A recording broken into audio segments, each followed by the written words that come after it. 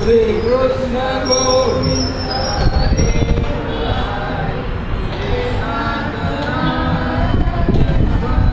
गोपाल कृष्ण भगवान की। कृष्णाय वासुदेवाय हरये परमात्मने प्रणतक्लेशनाशाय गोविंदाय नमो नमः। गोविंदाय नमो नमः। गोविंदाय नमो नमः।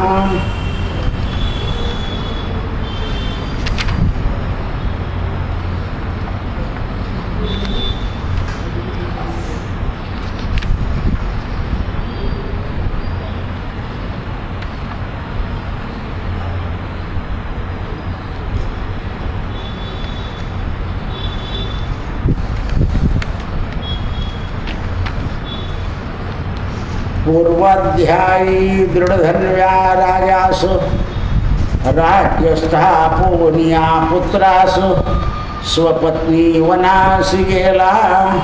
काल राजानं आपल्या पूर्वजन्माची सगळी कथा ऐकली आणि अधिक मासाचं व्रत करून आपल्या मुलाला गादीवर बसवलं आणि वनात गेला। आता पुढील वृत्तांत सांगतो ऐक। आता भगवंताची आणि लक्ष्मीची कथा थांबली। नारायण मुनी नारदाला सांगताय, म्हणेगा नारदा ब्रह्मात्मजा दृढधन्व राजा पुढे जाता झाला गंगा तीरी। असा हा दृढधन्वा नावाचा राजा गंगा तीरावर गेले। ते परम पवित्र स्थान पाहून तेथेच राहिला जाण। उभयता त्रिकाळ स्नान नित्य नेमे करोनी। गंगा नदीचा किनारा पाहिला, उत्तम स्थान पाहिलं आणि 3 वेळा अजूनही गंगेच्या काठावर राहणारे जेवढे साधू संत काही संसारातून निवृत्त झालेले लोक त्रिकाळ गंगेचं स्नान करतात। स्वधर्मकृत्य सारोनी रमत असती भगवत भजनी। कंदमूळ फळ भक्षोनी उपजीविका चाले। एवढा मोठा राजा सगळं राज्याचं वैभव झाल्यावर कंदमुळं खाऊन राहू लागला। असंच आपल्या जीवनात असतं, लक्षात ठेवा। आपल्या लक्षात येत नाही की आपण सुद्धा घरात राहून संसारी माणूस, जसं आपल्या तरुणपणी आपल्याला पत्नी 4 ठाव देते, नंतर पत्नीच्या नंतर किंवा त्याच्यानंतर आपण जेव्हा घरात वानप्रस्थाश्रमात राहतो तेव्हा आपली बुद्धीसुद्धा अशी होऊन जाते, जे मिळालं ते खायचं जा, जे मिळालं ते खायचं जा। तर हे एवढा राजा असून याने कंदमुळं खाल्ले, त्याप्रमाणे आपण सुद्धा तसंच राहिलं पाहिजे। पण आपली टिरी टिरी चालूच राहते, जातच नाही। आणि त्यामुळे घरातले लोक काय म्हणतात, हे बोर करता, भनभन करता, आपली टिंगल होते। मग आपला संताप होतो। ना धड परमार्थ होय, ना मंदिर होय, ना घर होय, ना दार होय, असंच भटकतो आपण। ऐसे लोटता कित्येक दिवस आला पुरुषोत्तम मास। जो साक्षात पुरुषोत्तम विशेष प्रिय करुणी। आणि असं करता करता पुरुषोत्तम मास आला म्हणे। त्या माझी यथाविधान चालविले तपो अनुष्ठान। पुरुषोत्तमासी रात्रंदिन अंतरी स्मरत हे। दोघंच्या दोघं त्या गंगा किनाऱ्यावर पुरुषोत्तमाचं स्मरण करत होते।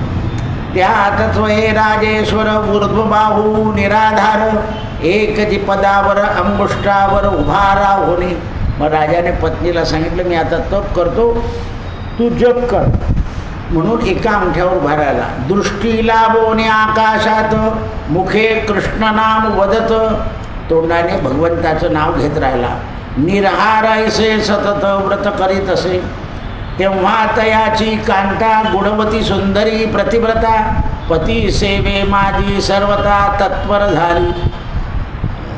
ऐसे करिता तपो अनुष्ठान अधिक मास झाला संपूर्ण। तवा आकाशातून दिव्य विमान पातले। राजा करता विमान आले। नाना रत्नांच्या दिव्यकांती त्याही प्रकाशिल्या वनक्षिती। स्वकिंकरणी ऋणधुण वाजती नाचती देवांगणा। त्या विमानातून देवांगणा उतरल्या आणि त्या नाचू लागल्या। पुण्यशील सुशिला विधान आता अस्ति पुरुष दोन। ऐसे सुंदर देवयान अकस्मात पातले. अप्सरा होत्या आणि 2 पुरुष होते. ते दृढधन्व्यास पाहून पत्नी सहित झाले आश्चर्य. त्या दिव्य पुरुषांचे पाय प्रेमे तात्काळ वंदिले. राजाने आणि राणीने त्या दोन्ही पुरुषांचे चरणांना नमस्कार केला. मग त्या सुशील पुण्यशिलाने त्या उभयता राजा राणी सत्कारपूर्वक विमाने बैसवले आणि राजा राणीला विमानामध्ये बसवलं. म्हणे ते विमान आकाशमार्गे उपरी चाले मनोबेर्गे. तो राजा राणी संगे परमदिव्य झाले आणि असं ते विमान स्वर्गाकडे जायला लागलं. स्वर्गादी लोक अतिक्रमण विमान गेले गोलोका लागण. स्वर्गाहून फिरत फिरत गोलोकाला गेले. पुरुषोत्तमाच्या सन्निधी राजा राणी पावले. राजा आणि राणी भगवान पुरुषोत्तम गोलोकामध्ये जिथे वास्तव्य करतात तिथे पोहोचले. ऐसा तो दृढधर्मा राजा अधिक मासी तप आचरला. तेने दिव्य स्वरूप गोलोका प्रति पावला.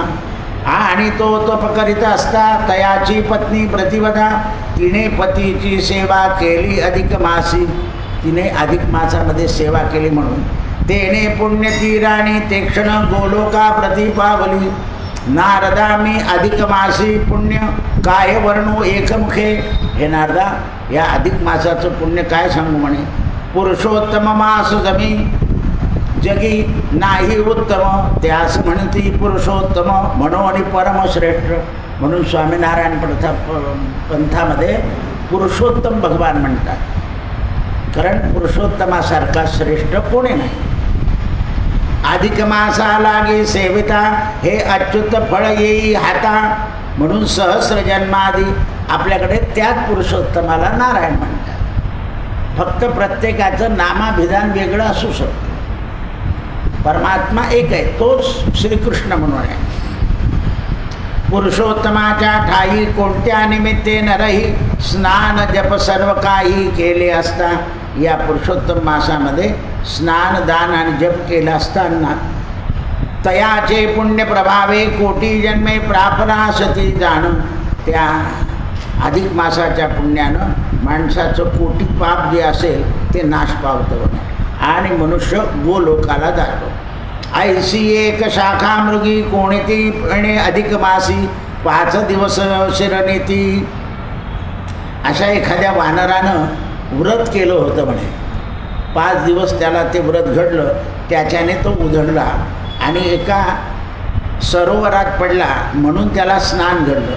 त्याच प्रात कळे सकळ विलय पावली तात्काळ.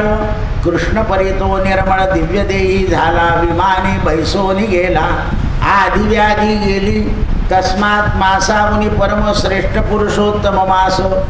म्हणून वानराची सुद्धा एक कथा आली आहे म्हणे याच्यामध्ये. एक वानराला 5 दिवस सहजासहजी स्नान घडलं.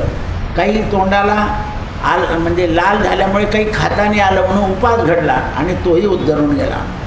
मलमासा लागोनी स्नानदान जप होम तैसे नाना व्रते विधीपूर्वक सेविता कृतकृत धन्य होय. असं नारायण ऋषीची वाणी नारदाने ऐकली. ऐसी नारायण ऋषीची वाणी ऐकून चकित झाले नारद मुनी. पुनश्च हस्त जोडोनी विनरते. अहो सकळ विश्वाचे ठाई नृजजन्म उपयोगी येई. ऐसे सर्व बोलितात. म्हणे महाराज, या जगामध्ये तर लोक सांगतात मनुष्यजन्म महत्त्वाचा आहे आणि तुम्ही तर वानराची कथा सांगितली. मग ती पूर्ण सांगा. ऐसे असता आजी आपण कथिले व्यास स्नाने करून शाखामृग उद्धरला म्हणे. तरी तयाची कथा समस्त मज सांगावी लोकहितार्थ. शाखामृग कोण किमर्थ कैसा उद्भवला. फांदीवर बसणारं वानर कसं काय उद्भवलं म्हणे. वसत होता कवण देशी स्नान घडले कोठे त्यासी. अधिक मासी पुण्य लाभले. सांगावे आता मध लागून कथा आपणापासून ऐकता धन्य होय. महाराज ब्रह्मदेवा, तुमच्यापासून कथा ऐकून मी धन्य होतो आहे. मला ही वानराची कथा पूर्ण सांगा. देव ऋषीची ऐकून वाणी तया सांगत नारद मुनी. केरळ देशी कोणी एक द्विज राहत असे. तुम्ही जर केरळ प्रांतात गेले ना आपल्याकडचा कर्मचारी ज्याप्रमाणे राहतो त्याप्रमाणे तिकडचे ब्राह्मण राहतात. आम्ही याला गेलो ना दत्ताच्या गावाला, तेव्हा माझ्याबरोबर एक कोळी म्हणून कंपाऊंडर होता. तर त्याची पत्नी त्या ब्राह्मणाला काहीतरी दक्षिणा देते. एकदम काळा कुट्टा असा दरिद्री होता तो. त्या गोदावरी आणि याच्या समुद्राच्या संगमावर. हा त्याला भडदिनी काहीतरी बोलला. म्हणलं वेड्या बोलू नको, या केरळ देशामध्ये असेच लोक असतात की त्याला तुम्ही असं म्हणू शकत नाही की हा ब्राह्मण आहे. कारण ज्या ज्या प्रांतामध्ये जसं जसं भूमी आहे तसे तसे गुण त्या त्या मानवांमध्ये आहे. आपलं एक नंबर अनपूरला गेले की फरक पडून जातो, रावेरला गेले तर थोडासा कमी फरक पडतो. तर हे प्रत्येक देशाचं प्रांताचं वेगवेगळं फळ असतं. नुसतं आपलं पारोळं ओलांडलं आणि धुळं लागलं की लगेच, नंदुरबार आलं की लगेच. म्हणून असं नावं नाही ठेवायची म्हणे. तर ब्रह्मदेव सांगतात की बघ, त्यावेळेस केरळ देशामध्ये कोणी ब्राह्मण राहत होता, तो महालोभी सर्वत्र फिरत. संपूर्ण अधिक मास झाल्यावर ब्राह्मणाची गोष्ट सांगितलेली आहे. कारण ब्राह्मणसुद्धा सावध राहायला पाहिजे. अतिलोभी फिरत मधुमक्षी के परी सतत धनसंचय करीत असे. मधुमक्षी ज्याप्रमाणे गोळा करते ना त्या प्रमाणात हा गोळा करत होता म्हणे. सदा सेवन कदा न भोगिजे तयान्न. काही चांगलं खायचं नाही. आत्ताच मला कोणी सांगितलं किंवा श्राद्ध करत नाही म्हणे. इथे लिहिलं बा, श्राद्ध पूजा देव न करीत असे जाणं. तो कर्दळ कधी आपल्या वडिलांचं श्राद्ध करत नव्हता म्हणे. कार्तिक मासीन स्नान, मार्गर्षी मासीन दान, माघी मासीन सान, ऐसे न करे कधी. आयसा कृपणात्यंत म्हणून कर्दय म्हणती त्यात. असा कर्दळ होता म्हणे. तयाचे नाम पितृकल्पित जाणपा. आणि अशा प्रकारे त्याचे पितर त्याचं श्राद्ध न केल्यामुळे त्याला श्राप देत होते. आयसा तो कृपण म्हणून कर्दय, चित्रशर्मा असे जाण, माघ महिन्यात तिलदान.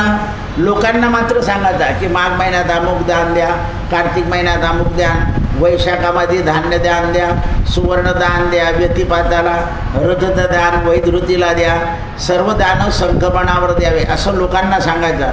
पण आपण स्वतः काही दान द्यायचं नाही. एकही दान केले नाही. चंद्र सूर्यग्रहण सर्मयी जपना आचरिले. चंद्रग्रहण सूर्यग्रहण होतं त्यावेळेला जप केला नाही. कैशी पर्वणी आली तरी सत्कर्म न करी. अंगावर चांगलं वस्त्र घेत नव्हता.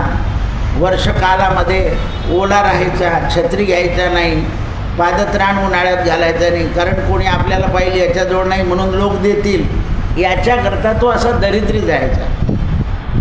धनलोभे भूतळी फिरत, जो जो भेटे तयाच याचित. जो भेटेल त्याच्याकडून फक्त याचना करायचा.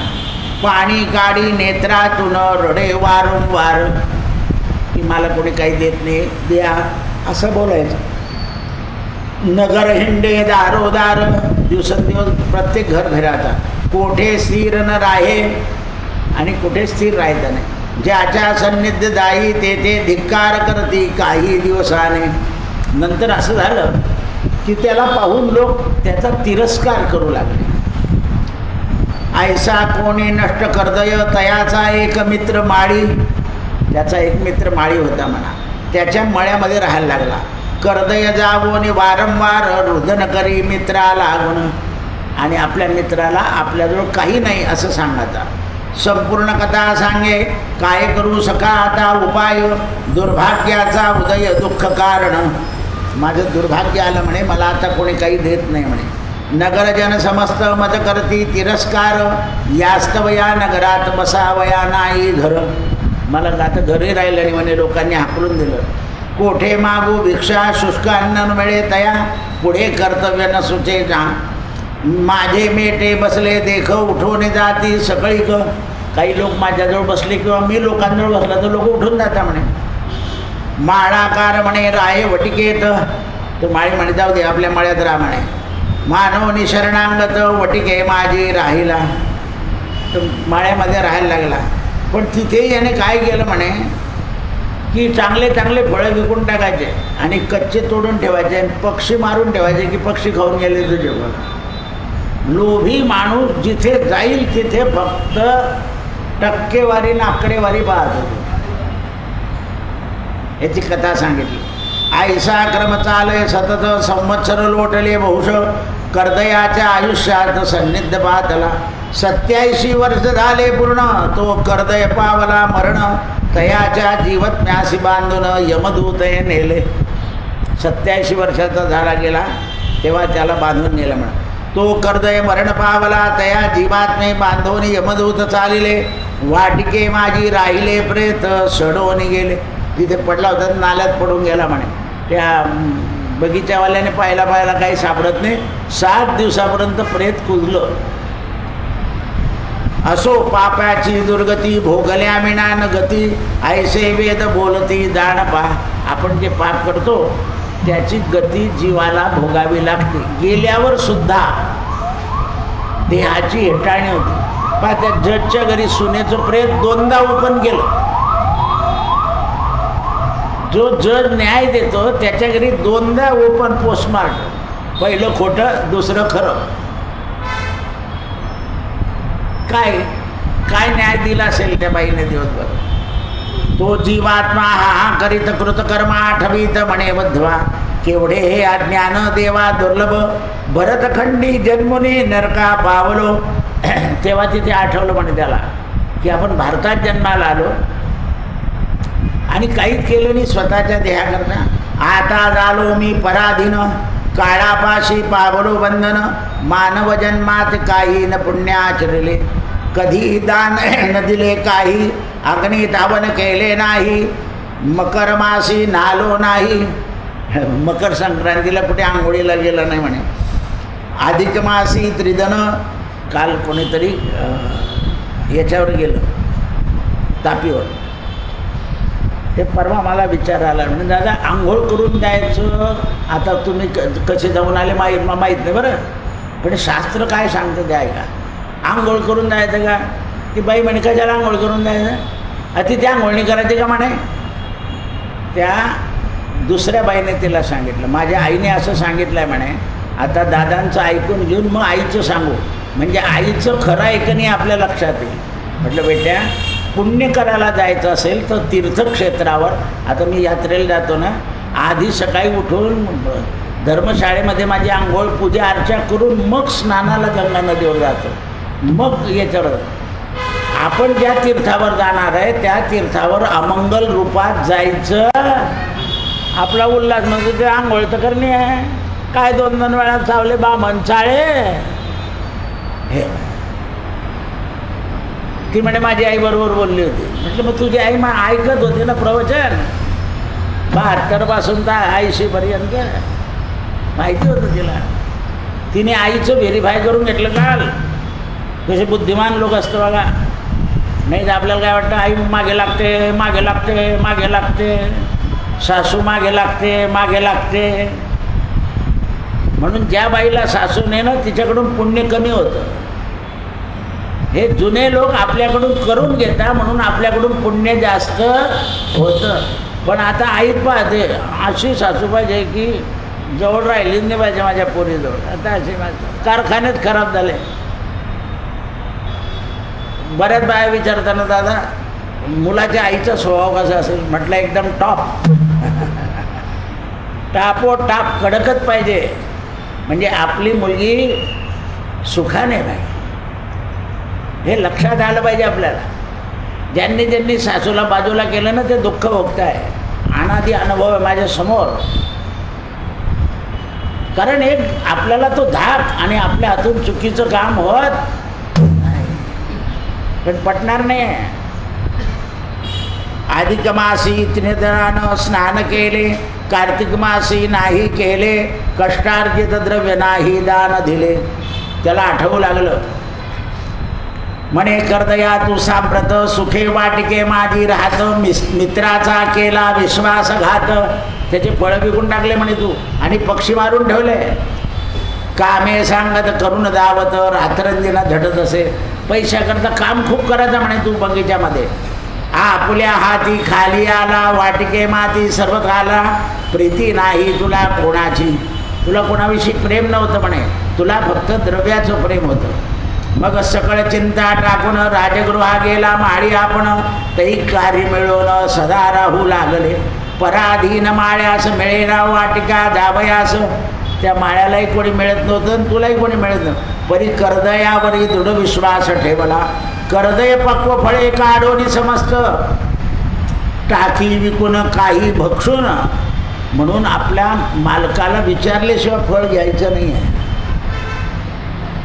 कारण तुम्ही जर त्याच्या मागे खाल्लं किंवा दुसऱ्याला खाऊ घातलं तर ते आपल्याला भोगावं लागतं. वाटिके माझी प्रति फळार्थ पक्षी कर्दयासी, मग तो नित्य नगरी फिरवणी भिक्षा मागवणी पोटभर.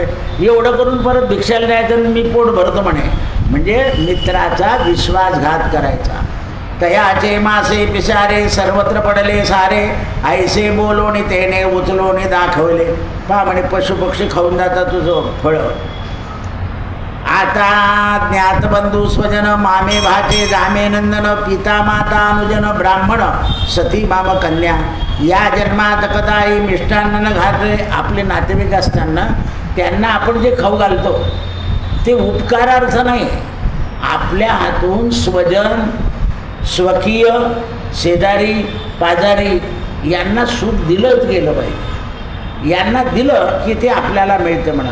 ऐसे कर्दय विलप करीत, यमदूत नेती ओढित, वायू योगे मार्ग कमीत. रस्त्याने जाताना त्याला त्रास द्यायला लागले तेव्हा त्याला ते आठवू लागलं. तया पाहोनी कृतांत पुसता झाला चित्रगुप्त.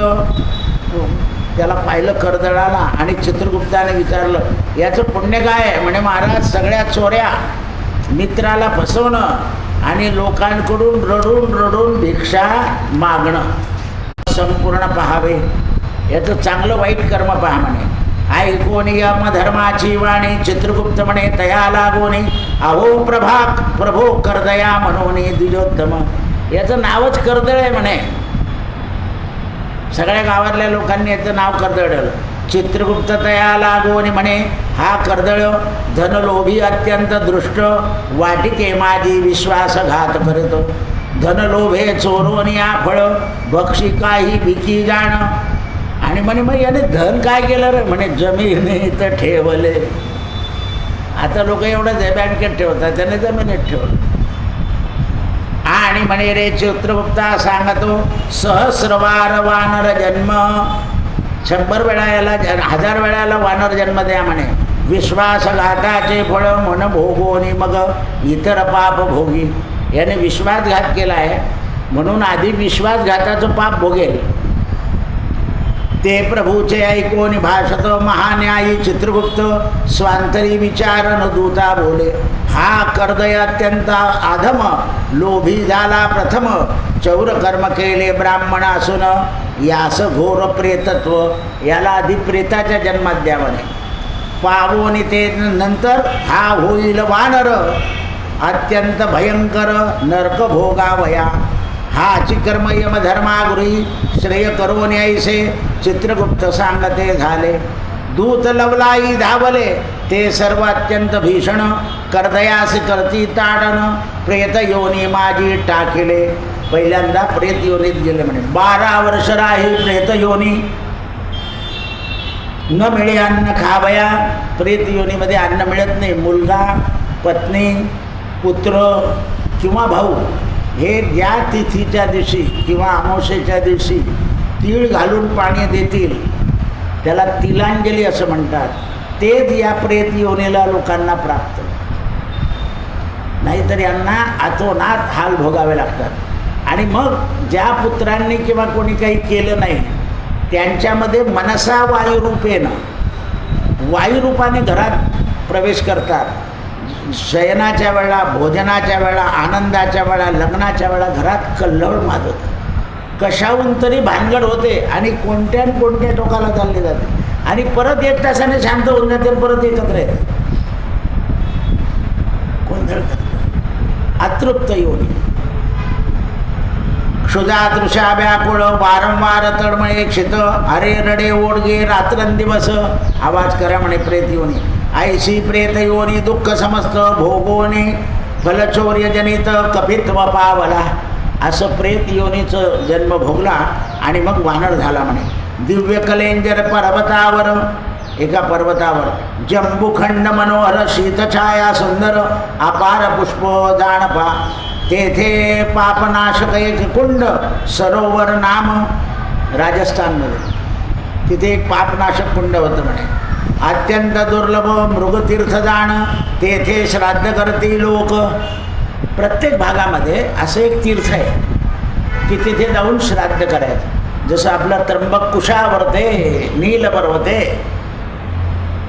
तर आता लोकांनी काय केलं, प्रत्येक ठिकाणी आपले निर्माण करून टाकले आणि काहीतरी इतिहास सांगून देतो. पितरमुक्त होतील दैत्य भये. आत्ताच मी सांगितलं ना, सगळ्यांनी असं मॉडिफिकेशन करून टाकलं आहे सगळ्या गोष्टी, की जेणेकरून लोक लवकर आले पाहिजे. आता मध्ये मध्ये कुबेर भांडार सुरू झालं होतं, आता ते कमी झालं, आता इकडे सुरू झालं. म्हणजे ह्या लोक काय करतात, दिशाभूल करतात आणि त्यामुळे लोक पळत राहतात सर्व. दर अमावस्येला जात होते लोक कुबेर भांडारला, बंधून कमी होऊन गेलं होतं. आता इकडे राजस्थान, खाटूश्याम, सालासर बालाजी, अमुक डमुक डमुक चालले होते. गजानन महाराज आणि शिर्डी कमी, अक्कलकोट कमी, कारण ते लवकर पावतं असं सांगितलं की आता तुमच्यामध्ये ताकद नाही म्हणून तुम्ही जात नाही तर तुम्ही बी गेले असते. ते भ्रम आहे सगळे, हे काय भ्रम आहे. याच्याने काही होत, आपल्याला चांगलं वागावं लागतं. म्हणून धनलोभे पातले सर्व पूजा भारणा नाही. ऐसा क्रमिलावृत प्रतयोनी भोगत मुग तीर्थावरी. त्या इंद्रनिर्मित कुंड, ते जे कुंड होतं म्हणे ते इंद्रानं निर्माण केलं होतं. स्नान करीते झाले, तेने निर्वय होऊन पुनश्च पावले सर्गभुवन. या कुंडात मृगतीर्था लागून ऐसा हा वानर तिथे जन्माला आला. नारायण म्हणे नारदा, हा ब्रह्मसुता हा मृगतीर्थी पावला. फळं जास्ती सगळे, पण याच्या तोंडाला आलसर झाला होता. फळ खाल्लं की आग व्हायची, कारण याने फळं बगीच्यातले विकले आणि कच्चे तोडून पक्षी मारून टाकले होते, त्याच्यामुळे तोंड खाऊ देईना. लक्षात घ्या, ह्याशा ज्या व्याध्या होतात सगळं असून सुद्धा आपल्याला काही घेता येत नाही, ते कृतजन्माचं पाप असतं. मोठमोठे डॉक्टर लोकसुद्धा काहीच करू शकत नाही. ज्ञात आहे त्यांना, पण औषधाचा गुण नाही आहे. ते सगळं कृतकर्माचं, मागच्या जन्माच्या कर्माचं फळ आपल्याला भोगावं लागतं. संतती असून आपल्या मनासारखी वागत नाही, कृतजन्माचं पाप आहे. दशरथ राजा बाजूने पुत्र करता करता गेला, श्राप होता. म्हणून तेने निर्वय होवन पुनश्च सर्गा भुवन. कुंडमृगतीर्थी बोलले फलचौर्य प्रथम वानर जन्म पावला. ऐसे नारायणाचे भाषण ऐकून ब्रह्मसुत म्हणे मुनी, मृगतीर्थ त्रैलोक्यात सोनी येथे दृष्ट पापी वानर कैसा आला. मग एवढ्या चांगल्या तीर्थावर हा कसा आला म्हणे, त्याचे कारण सांगा, संशय माझा दूर करा. म्हणे भगवत ऋषे करुण स्वशिष्याप्रती गौप्य विवरोणी सांगती. ऐशी देव ऋषीची ऐकोनी वाणी नारायणानंदले. म्हणे गा नारदा ऐक, तू प्रश्न केलास सकळीत. चित्रकुंडल महाधनिक कोणी एक वैश्य होता. मागच्या जन्मी म्हणे चित्रकुंडल नावाचा एक व्यापारी होता.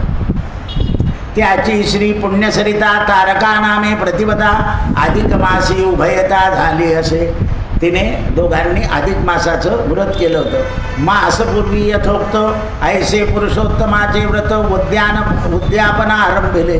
या वाण्याने वाण्याच्या पत्नीनं पुरुषोत्तमाचं व्रत केलं आणि एक दिवशी उद्यापन ठेवलं. वेदशास्त्र संपन्न ब्राह्मण बोलवले 33 ब्राह्मण बोलवले. नाना वाद्य गधर चालीला, पूजा होम हवन केले. मग सगळे ब्राह्मण ते यथाविधी दान दिले. यथाविधी दान दिलं सगळ्यांना. यथाशक्ती दक्षिणा दिली, जीव घातले, कपडे वाटले. आणि तेवढ्या वेळात या कर्दळाला कळालं मागच्या जन्मात की अरे इथे अधिक मासाचं उद्यापन चाललं आहे, आपल्याला आमंत्रण नाही, पण जावं जे भेटेल ते. लोभी माणूस कशाच्या लोभानं जातं.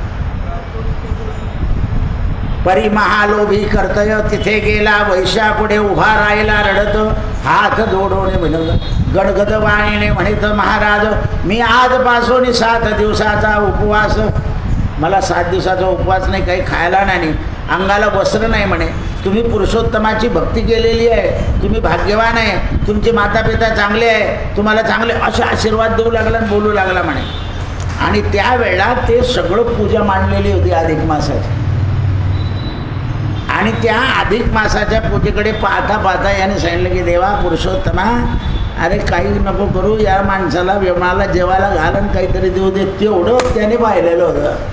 म्हणून हा त्या अधिक मासाच्या उद्यापनाचं दर्शन करून मृगतीर्थावर जन्माला आलेला होता. म्हणजे इथे अधिक मासाच्या पूजेचं महत्त्व सांगितलेलं आहे. पामराती दीन बहुधाता, मज न मिळे तुझ पासोनी आता, तुझं योग्य होईल. ऐसे कर्दळ विनवित वैश्याने दिले धन, ते घेऊन आनंद पुरवणे ठेवले. त्या व्यापाऱ्याला इतकी स्तुती केल्यावर त्याला आनंद झाला, त्याने धन दिलं, हा आला आणि परत पुरून ठेवलं. असो ऐसे कर्दळे वाहिले पुरुषोत्तमाची पूजा. काय घडलं तर पुरुषोत्तमाची पूजा पाहिजे. पण आपण गेल्यावर त्याने तिथे निंदा तरी केली नाही. आपण म्हणतो मोठे लोक करता, त्यांच्या वर्षाने आपण लागावं का? म्हणजे आपण दुसऱ्याच्या घरी जेवायला गेल्यावर सुद्धा त्याची टिंगल करतो. आता कोणीतरी परवा चांगलं केलं ना पुरुषोत्तम, जेवायला गेलं त्याला काय आहे मोरी वाटी तुरी वाहताना गुपचूप बसणं जेवण घेणं.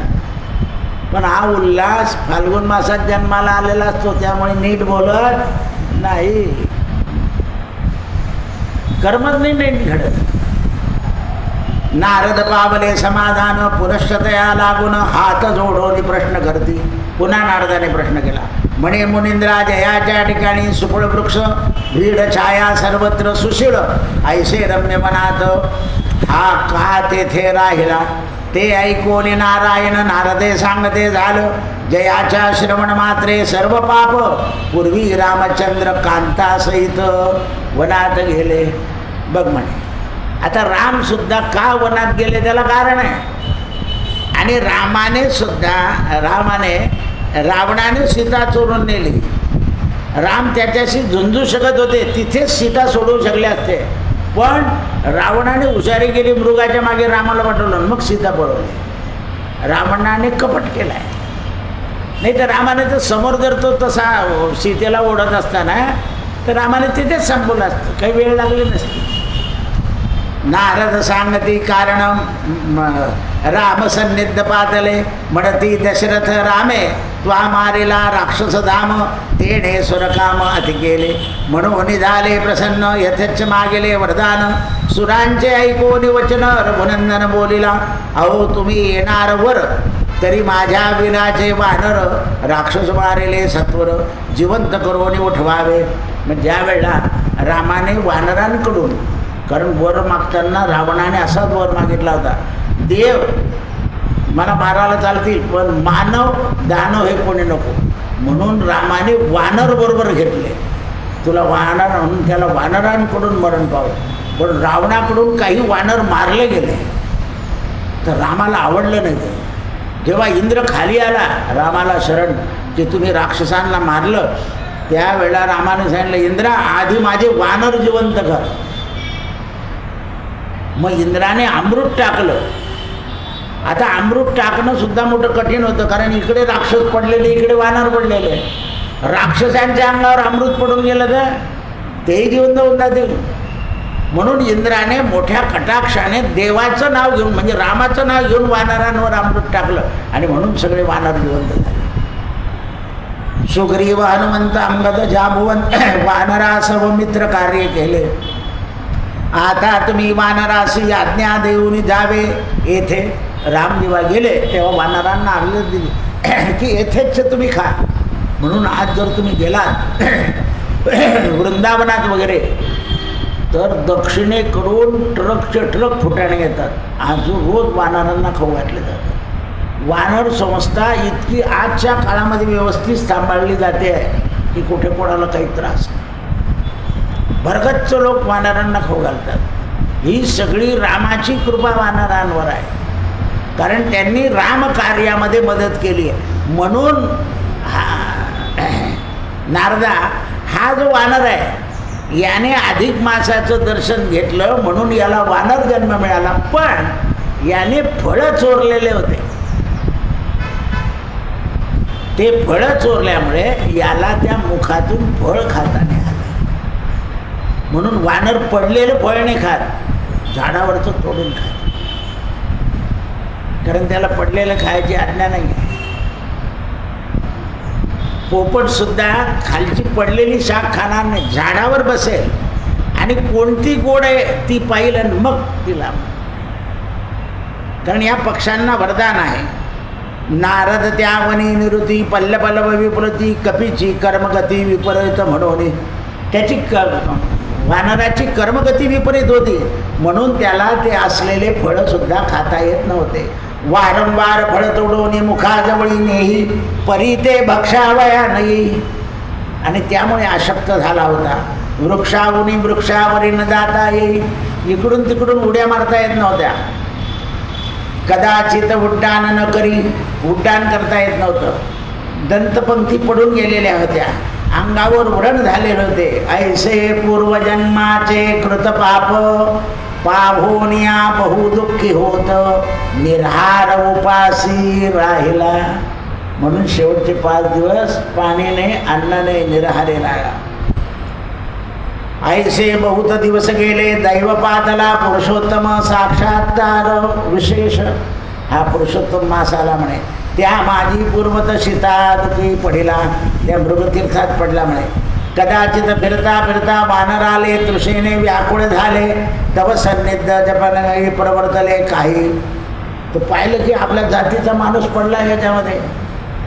मग तेव्हा त्यांनी काढलं म्हणे त्याला वरती, आणि शरीर उरले नाही बळ, पंचप्राण झाले व्याकुळ, कुंडाप्रती पडिला.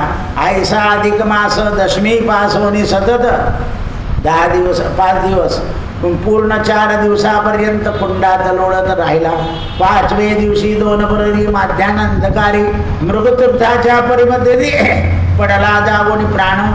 ऐसे त्या वानरास अधिक मासात 5 दिवस घडले स्नान, म्हणून तात्काळ निर्दोष झाला. कपी देहातून दिव्य देह प्राप्त झाला, आणि मग त्याला विमान आलं आणि भगवंताच्या गोलोकाला पावला. कृष्णार्पणमस्तु असा 30वा अध्याय समाप्त झाला. आता पूर्ण 31 अध्याय. नारायण म्हणे नारद मुनी, पुढील कथा मृगतीर्थी अधिक स्नाने कपीसी घडली. कपित्व टाकोने दिव्य देहून विमाने बैसला जाण, गंधर्व किन्नर सुख गाती. याचं महत्त्व एवढंच आहे की अधिक मास मानवाच्या हातून रिकामा जाता कामा नाही. नाही काही करायचं असेल तर सूर्योदयाच्या आत आंघोळ करावी, देवाला नमस्कार करावा. ऐसे वैभव पावन दिव्य कपी ते क्षण चित्रवाणी उडून स्वस्थ राहिला. मनात विचार करी मी दृष्ट पापाचारी, तरी हरिप्रदा पदाप्रती विमानात जाई कैसे. की आपण काय केलं की असं जातो आहे. ते दोघे पुण्यशील 2 जण हरिदूत उतरले. ते दोन्ही विमानातून हरिदूत उतरले. हस्त जोडोने म्हणे चलावे प्रभू गोलोकाप्रती. म्हणे महाराज चला गोलोकाला, आपण कर्दळ ना. म्हणे हो. म्हणे का रे मला विमान का आलं. म्हणे पुरुषोत्तमाची पूजा पाहिली तुम्ही, मागच्या जन्मात पुरुषोत्तमाची पूजा पाहिली म्हणून या मृगतीर्थाच्या जवळ आले, आणि 5 दिवस तुम्हाला आंघोळ गेली. म्हणे तयाचे ऐकोनी वाणी कपी म्हणे माझे अजूनही असंख्य पाप भोगोने भोगावयाचे राहिले. अरे म्हणे माझं पाप तर खूप राहिलं आहे. म्हणे झाले, त्या पापाची समाप्ती अधिक मासाने केली. ऐसे असत हे सुंदर विमान कैसे लाभले जाण. म्हणे बसा. ऐसे कवीचे ऐकून हरिदूत बोलती, देवाचे साधन तुम्हाप्रती कैसे न समजले. अरे देवाची कृपा लवकर समजत नाही, तुम्ही बसा म्हणे. हरिशी हरिप्रिय परममास हा पुरुषोत्तम, त्या पवित्र ठाई तुम्ही स्नान जप तप उच्चर आचरण केले. जरी वानर देह होता तरी मागचा जन्म ब्राह्मण होता. वानर देह होता तरी त्याच्या मागचा जन्म ब्राह्मण होता. ब्राह्मण जन्मामध्ये तुम्ही भिक्षा मागितली आहे, कर्म केलेलं आहे, त्यामुळे तुमची बुद्धी ईश्वरावर लवकर स्थिर झाली आणि त्यामुळे तुम्हाला हे सगळं घडून आलं. येणे तपाधिक मासी घडले फळाच्या पतनास. आणि त्या ब्राह्मण जन्मामध्ये अतिथी जेवलात म्हणे तुम्ही अधिक मासाच्या त्या प्रसादामध्ये, त्याच्याने ते अन्न तुमच्या शरीरात राहिलं, त्याच्यामुळे तुमची बुद्धी जमली. मग मासा प्रभावे यथाविधी भक्तिभावे सत्कर्म अधिक मासे स्नान करावे. आणि याकरता म्हणून अधिक मासामध्ये माणसानं सत्कर्मानं स्नान करावं. पुरुषोत्तमाव्रता समान भगवत प्रीती नाही आन भरतखंडा माझी मानव जन्म दुर्लभ असे. म्हणून या भरतखंडामध्ये मानव जन्म दुर्लभ आहे. अधिक मासी देख स्नानदान जपाधिक सत्कर्म करावी. म्हणून अधिक मासामध्ये स्नानदान असे कर्म करावं.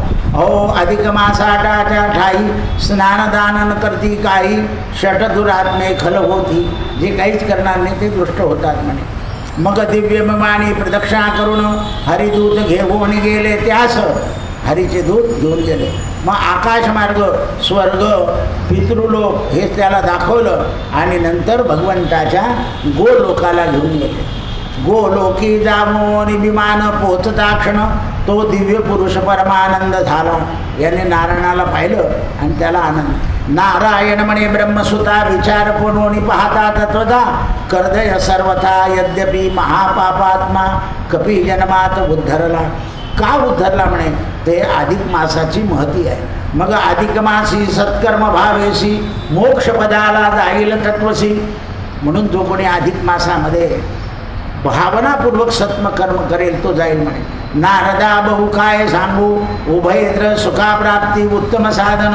म्हणून कलियुगामध्ये हे उत्तम साधन. अहो अधिक मास काहीच न पावता तयाचा स्वामी पुरुषोत्तम परमश्रेष्ठ.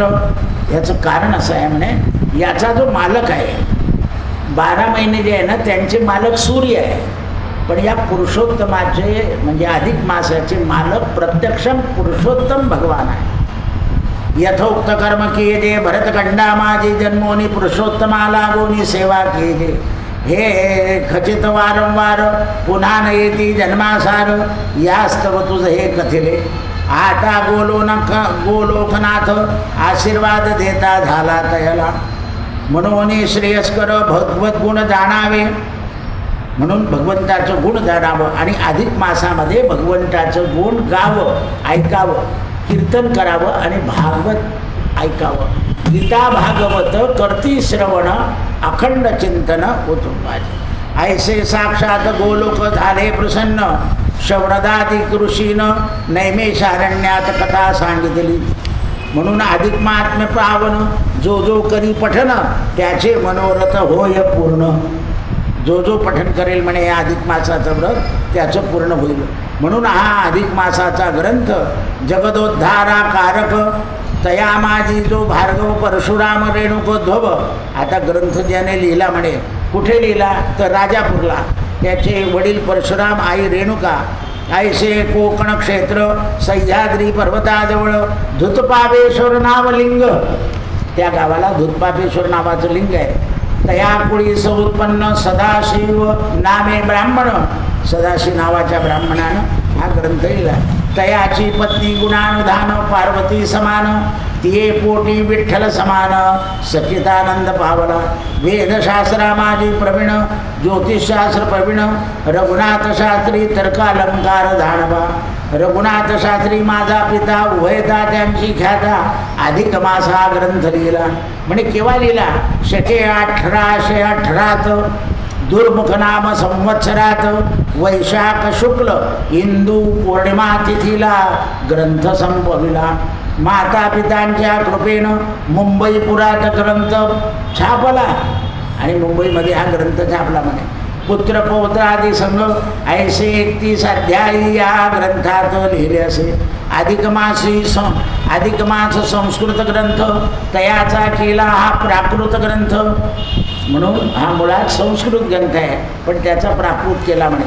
प्रथमाध्यायी मंगलाचरण पहिल्या अध्यायात मंगलाचरण सांगितलं, नारद मुनीचे प्रश्न सांगितले, कांबेवनामध्ये भगवंत पांडवांना भेटले, द्वितीय अधिक मासामध्ये वैकुंठ गमन सांगून अधिक मास विष्णूचं वर्णन सांगितलं आणि गोलोकाचं सांगितलं. तृतीय अध्यायामध्ये मलमासाला पुरुषोत्तम नाम मिळालं ते सांगितलं. चौथ्या अध्यायात 5व्या अध्यायात कृष्णानं धर्मराजाला प्रश्नाची उत्तरं दिली. द्रौपदीचा पूर्वजन्म सांगितला. 6, 7 आणि 8 3 अध्यायामध्ये दुर्धर्म्याचं आख्यान सांगितलं. 9व्या अध्यायामध्ये स्नानाधिक नित्यनेम सांगून पुरुषोत्तमाचा विधी सांगितला. 10व्या अध्यायामध्ये धेनूचं महत्त्व सांगितलं, गोदानाचा महिम.